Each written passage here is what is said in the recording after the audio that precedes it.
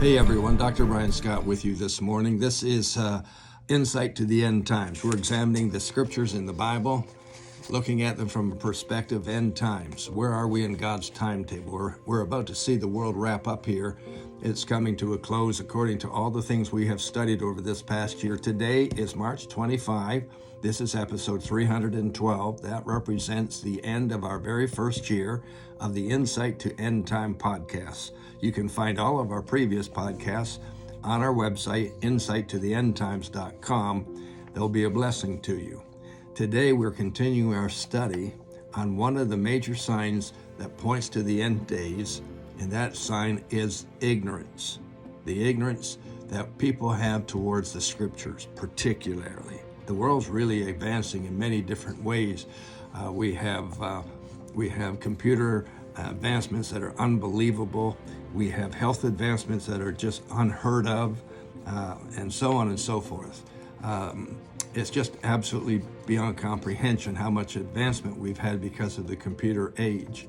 But at the same time, we've seen a decline and a deterioration in the importance of the scriptures, in the importance of churches, in the importance of truth. And that's what we're talking about here, ignorance. Ignorance is rejecting things of truth. And now we're seeing words thrown around all the time. This is misinformation, this is disinformation, and so on and so forth. We're in a verse called Hosea chapter 4, verse 6. It says, "My people are destroyed for lack of knowledge, because they've rejected knowledge. My people are destroyed by their ignorance of God's word." And yesterday we looked at other verses that talk about ignorance. Today I want to look at some statistics that I have come across over the years. In the year 2010, I wrote a book called Get Rid of Stinkin' Thinking. It addressed a lot of statistics on the deterioration in our population, in their knowledge level, and so on. I want to share some of those things with you, because ignorance and a lack of knowledge are common factors that go into our core beliefs and our core values. What you believe and the values you follow in your life are dependent upon what you have learned, what you know, what you've experienced. But this lack of knowledge and this ignorance that's permeating our society means our core values and our core beliefs are going downhill instead of uphill. I want to share what I found when I wrote that book. Now, keep in mind, I wrote it in 2010, and boy, have there been changes since 2010. But here are some really startling statistics for you to be aware of. A 5-year-old child establishes and knows 50% of their decision-making skills by the time they are 5 years of age. They have established some values and beliefs that affect and bring their decision-making skills into place at 5 years of age. Isn't that amazing? 50%. Now, a teenager, by the time he hits 18 years of age, or she hits 18 years of age, they've established 85% of their decision-making abilities. That means they have established essentially 85% of their core values and their core beliefs. Again, amazing. That was in 2010. If we look now, 13 years later, in 2023, if we look now at where they are, I would say that probably a 15-year-old has established 90 to 95% of their decision-making skills, because they now have access to the internet, to smartphones, to smartwatches, and so on and so on and so on.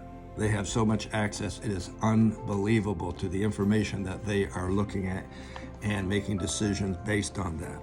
So where does a 5-year-old learn? Most children today, a goodly number of them, I don't know the percentage, but a goodly number are in daycare centers because both parents work, or might be a single parent home, and they have to work, so the kids are in a daycare center. And most daycare centers are not the principal place that they're going to learn the kind of life skills that will impact their decision-making abilities. From my exposure to that, I'd say this is a low low chance of them getting the kind of stuff that you really want them to have. Where does an 18-year-old or a 16-year-old get?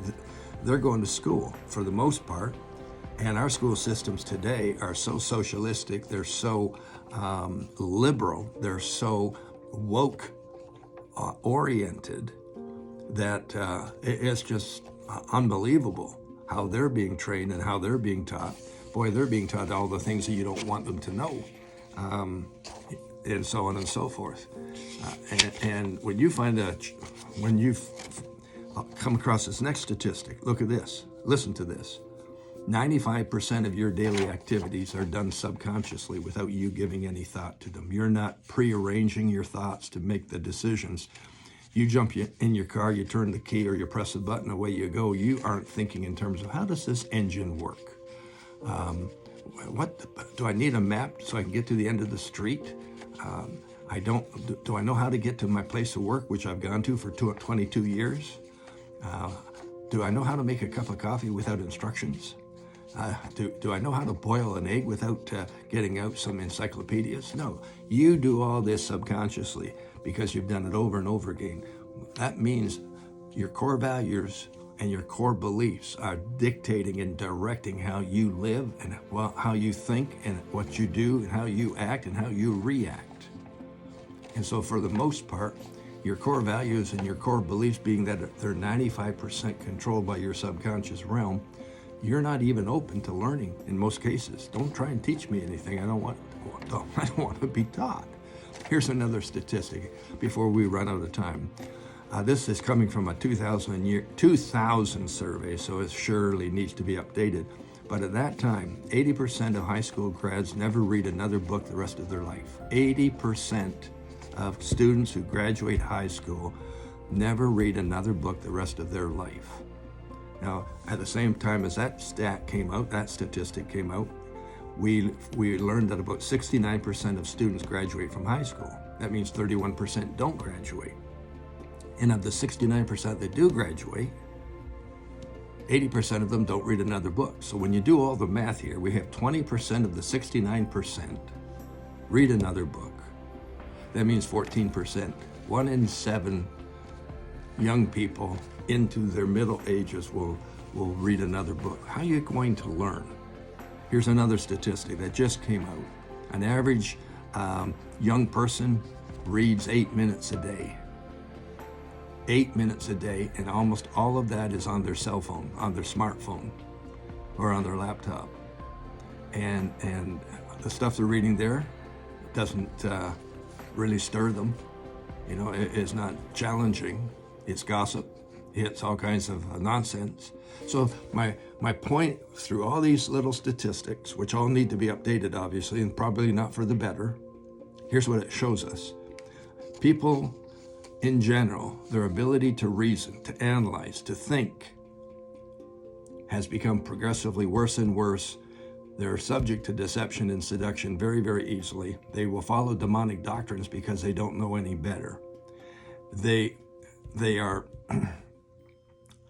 able to access all kinds of information, but they don't come to know or understand things.